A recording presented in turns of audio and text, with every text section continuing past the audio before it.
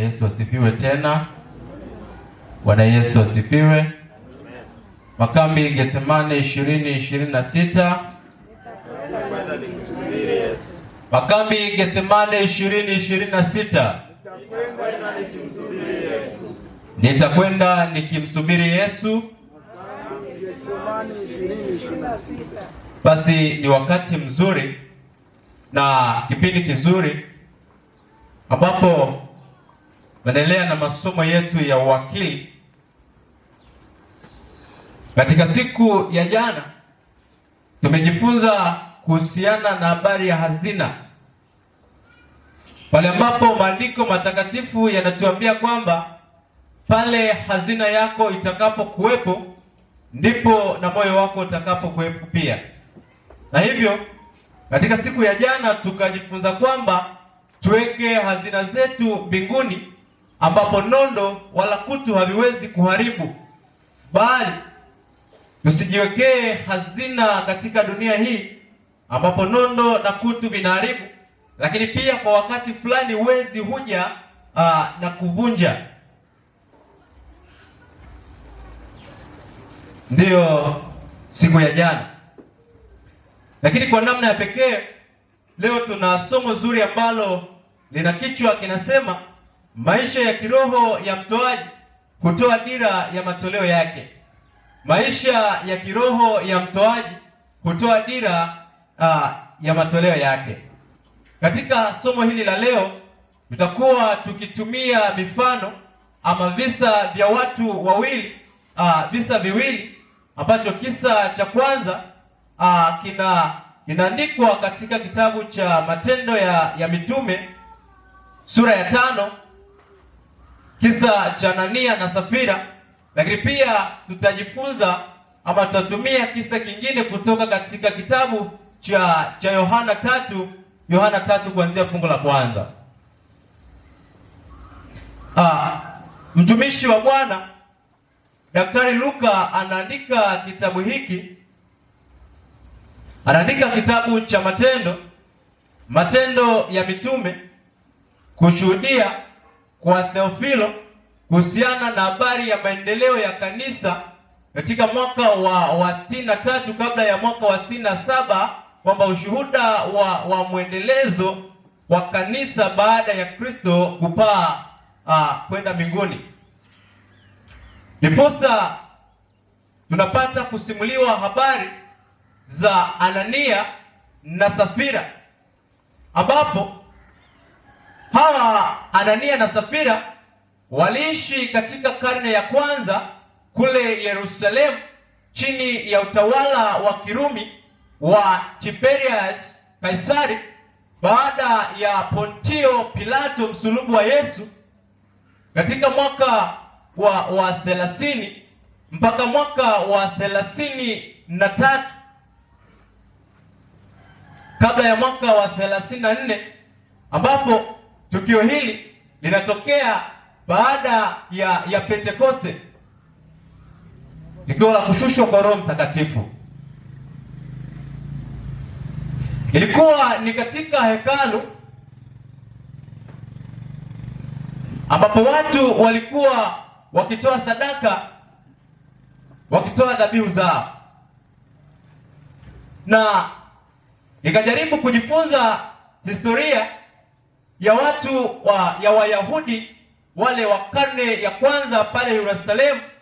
Maandiko anasema walikuwa ukisoma katika kitabu cha Matendo anasema kwamba walikuwa wakiuza ardhi zao, walikuwa wakiuza mashamba yao kuwasaidia wahitaji, na sio kwamba walikuwa wakifanya hivyo kwa kushurutishwa, bali walikuwa na moyo wa hiari kutoka ndani ya moyo wa hiari wa kutoa kwa ajili ya wahitaji hao.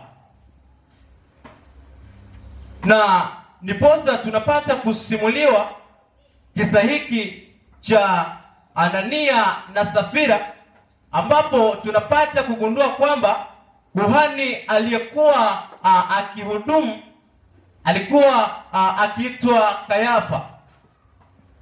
Alikuwa akiitwa Kayafa katika wakati huo. Anania na Safira.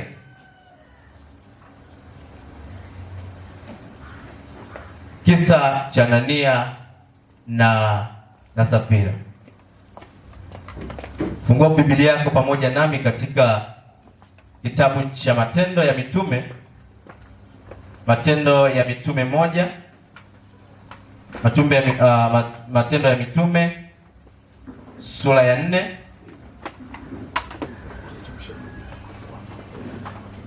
Matendo ya Mitume 4 fungu la kwanza. Maandiko matakatifu yanasema, hata walipokuwa wakisema na watu wale, makuhani na walinzi wa hekalu na Masadukayo wakawatokea,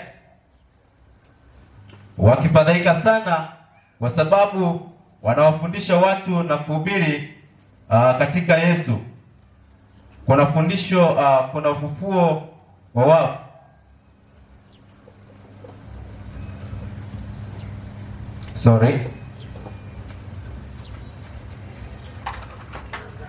Matendo ya Mitume 5.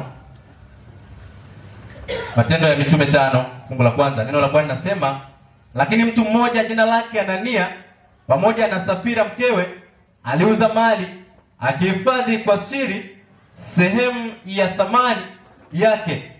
Mkewe naye akijua haya, akaleta fungu moja, akaliweka miguuni pa mitume. Petro akasema, Anania, kwa nini shetani amekujaza moyo wako kumwambia uongo Roho Mtakatifu na kuhifadhi kwa siri sehemu ya thamani ya kiwanja? Kilipokuwa kwako hakikuwa mali yako, na kilipokuwa kimekwisha kuuzwa thamani yake haikuwa katika uwezo wako? Ilikuwa hata ukaweka neno hili moyoni mwako, hukumwambia uongo mwanadamu bali Mungu. Hivyo katika sura hii ya Matendo ya Mitume 5 kuanzia fungu la kwanza mpaka fungu la 4 anatueleza habari hizi za Anania na Safira. Anania na Safira ambao maandiko yanatushuhudia kwamba waliuza kiwanja, waliuza mali.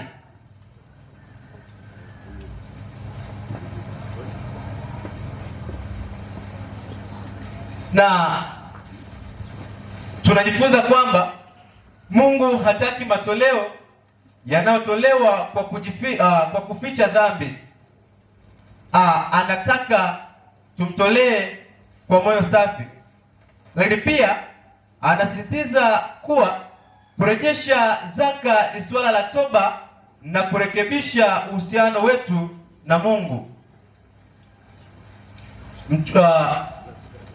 Nabii wa Bwana Mama Ellen White anaandika, anasema Mungu anaongojea kusahihisha yaliyopita.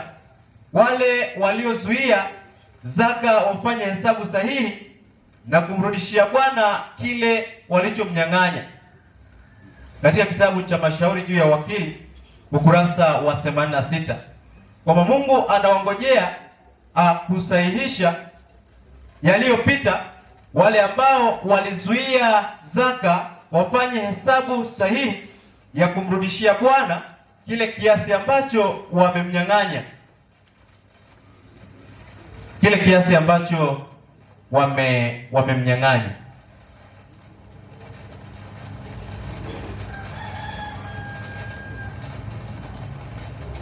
Katika habari hizi za Anania na Safira, ukisoma vizuri, anaposema kwamba akazuia kwa siri. Unaposoma katika Biblia katika lugha ya asili, anazungumza kwamba kujitwalia kwa siri sehemu iliyowekwa kilichokuwa ni wakfu. Kujitwalia kwa siri kilicho wakfu. Zaka ni takatifu. Zaka ni kitu ambacho ni wakfu kwa ajili ya Bwana. Haleluya. Ndiposa nikawa najiuliza kwamba ni mara ngapi tumezuia vilivyo wakfu katika mikono yetu, lakini ni mara ngapi tumezuia vilivyo wakfu katika familia zetu, lakini ni mara ngapi tumekuwa kama Anania na Safira kuvizuia vilivyo wakfu katika biashara zetu. Na anaposema ya kwamba katika fungu la 3 kwamba hukumwambia uongo Roho Mtakatifu, anaposema habari ya kumwambia uongo Roho Mtakatifu, haina maana yoyote kwamba pengine tunaweza kumdanganya. Ni vile kwamba Roho Mtakatifu ni Mungu, na ni Mungu anayeona na anaona ndani ya mioyo yetu, na kwa namna hiyo hatuwezi kumdanganya kwa namna yoyote ile, hatuwezi kumdanganya. Kisa cha Anania na Safira.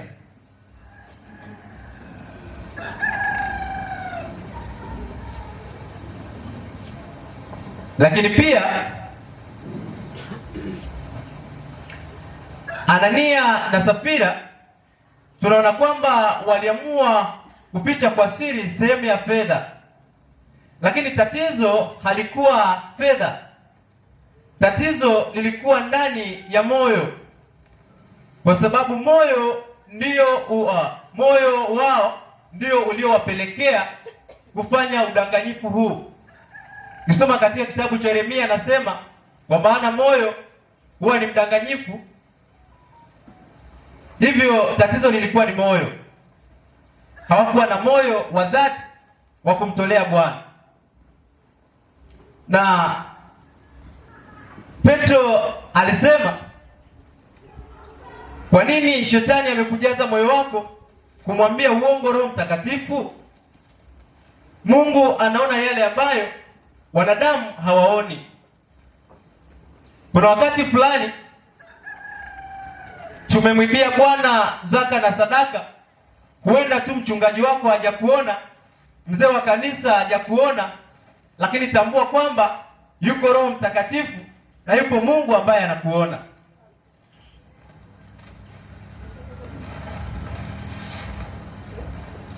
Kwa maana kwamba mtu anaweza kuonekana mwaminifu mbele ya kanisa, lakini asiwe mwaminifu mbele za Mungu. Naweza kuuliza mchungaji, kwa namna gani mtu anaweza akaonekana mwaminifu ndani ya kanisa lakini sio mwaminifu mbele za Mungu? Katika siku ya jana tulijifunza kuhusiana na habari ya senti 2 za mama mjane. Senti 2 za mama mjane, ambapo kwa macho ya kimwili na kwa macho ya kibinadamu alionekana kutoa kidogo, na maandiko yanatushuhudia kwamba walikuwepo matajiri ambao walitoa fedha nyingi, na kwa namna hiyo katika kanisa wakaonekana kama pengine wao ndio waaminifu. Lakini kwa sababu yupo Mungu Yesu ambaye anaweza kusoma ndani ya mioyo yao, anafafanua, anasema huyu mama ametia zaidi kuliko wengine. Mungu anaangalia moyo. Tunapaswa kumtolea Bwana kwa kadri ambavyo ametubariki. Umebarikiwa vichache, hivyo toa kwa ajili ya Bwana. Lakini pia kwa vile vingi na vikubwa ambavyo tumebarikiwa, na tutoe kwa uaminifu, ili Mungu wetu akaitimize ahadi yake ya baraka katika maisha yetu.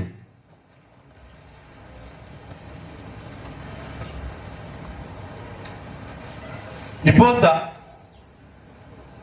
nikasoma katika kitabu cha Zaburi na nikagundua kwamba ndilo lilikuwa ombi kubwa la Daudi alipokuwa akisema kwamba Bwana uniumbie moyo safi. Bwana uniumbie moyo safi. Pale ambapo mioyo yetu itajaa usafi, hatutadiriki hata kidogo kumdanganya Roho Mtakatifu. Lakini hatutakuwa na mawazo ya kukificha kilicho kitakatifu. Hatutakuwa na mawazo ya kufanya vile ambavyo vinamchukiza Roho Mtakatifu, vinamchukiza Mungu. Hivyo nawe omba Bwana akuumbie moyo mpya asubuhi ya leo. Tunapokwenda tukimsubiri Yesu, omba Bwana akupatie moyo safi. Bwana Yesu asifiwe. Pengine naongea na mtu fulani hapa, omba Bwana akuumbie moyo safi, akuumbie moyo safi. Na moyo mpya ndicho chanzo cha utoaji wa kweli. Ukisoma katika kitabu cha Yohana 3 sura ya Yohana 3 kuanzia fungu la kwanza mpaka 7, neno la Bwana nasema, basi palikuwa na mtu mmoja wa Mafarisayo, jina lake Nikodemu, mkuu wa Wayahudi. Huyo alimjia Yesu usiku, akamwambia, Rabi, tunajua ya kuwa u mwalimu umetoka kwa Mungu, kwa maana hakuna mtu awezaye kuzifanya ishara hizi uzifanyazo wewe, isipokuwa Mungu yu pamoja nawe. Tatu, Yesu akajibu akamwambia, amini amini nakuambia, mtu asipozaliwa mara ya pili hawezi kuona ufalme wa Mungu. Lakini Nikodemo akamwambia, awezaje mtu kuzaliwa akiwa mzee? Aweza kuingia tumboni mwa mamaye mara ya pili akazaliwa? Tano, Yesu akajibu, amini amini nakuambia, mtu asipozaliwa kwa maji na kwa Roho hawezi kuingia ufalme wa Mungu. Lakini sita, kilichozaliwa kwa mwili ni mwili, na kilichozaliwa kwa Roho ni roho. Saba, nasema usistaajabu, kwa kuwa nilikwambia hamna budi kuzaliwa mara ya pili. Hapa pia tunapata habari za Nikodemu ambaye alimwendea Yesu usiku.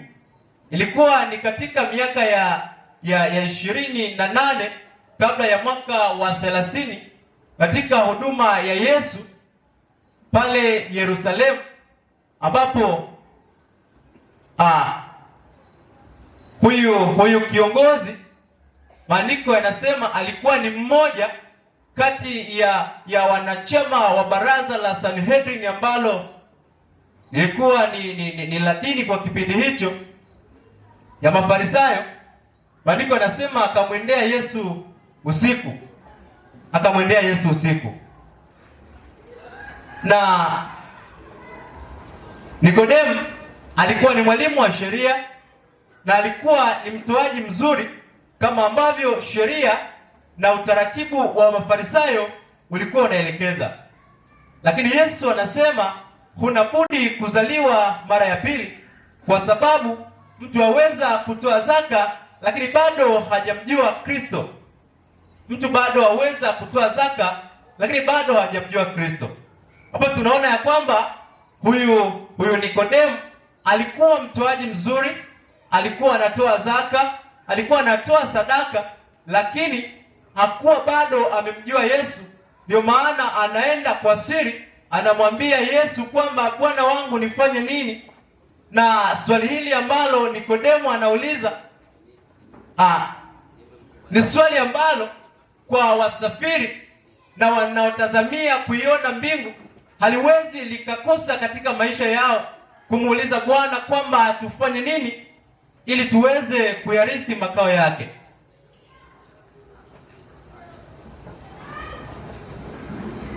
Ukisoma katika kitabu cha Tumaini la Vizazi Vyote Neno la Bwana linasema Nikodemo alikuwa amejivunia matendo yake mema, lakini Yesu alimwonyesha kwamba anahitaji moyo mpya. Hakuna zaka inayoweza kuchukua nafasi ya kuzaliwa mara ya pili. Bwana Yesu asifiwe. Roho Mtakatifu humfanya mtu kuwa mtoaji mwaminifu. Ukisoma katika kitabu cha Ezekieli 36:26 na 27, neno la Bwana nasema nitawapa moyo mpya. Mungu huwa habadilishi kwanza pochi. Mungu anabadilisha moyo kwanza. Mioyo yetu na ikabadilike asubuhi ya leo, tukaazimie kumtolea Bwana, lakini tukaazimie kuwa waaminifu. Tusije tukawa kama Hanania lakini pia na Safira ambao waliamua kuchukua sehemu ambayo maandiko yanasema sehemu iliyo wakfu kwa ajili ya Bwana, kwa ajili ya matumizi yao. Zaka ya Bwana ni takatifu. Ombi la Daudi na liwe ombi lako asubuhi ya leo, kwamba Bwana akuumbie moyo mpya na azimio hilo likafanyike ndani ya mioyo yako unapoazimia kumtolea Bwana kwa uaminifu. Bwana awabariki. Tusimame tuombe.